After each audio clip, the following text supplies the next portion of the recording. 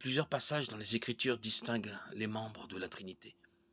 L'Ancien Testament emploie deux termes distincts pour l'Éternel.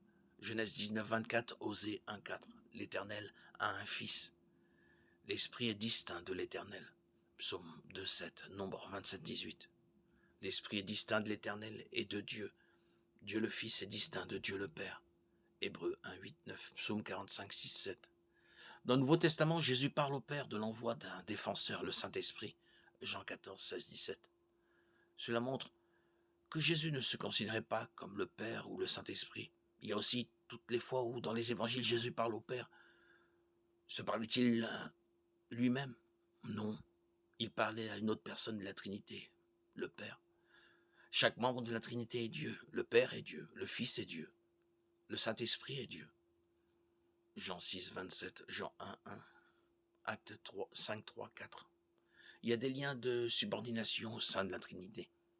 Les Écritures montrent que le Saint-Esprit est subordonné au Père et au Fils, et que le Fils est subordonné au Père.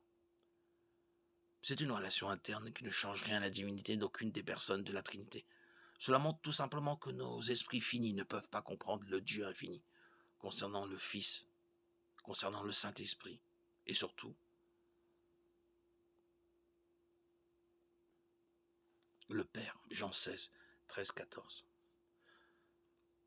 Luc 22, 42. Jean 5, 36. Jean 14, 16.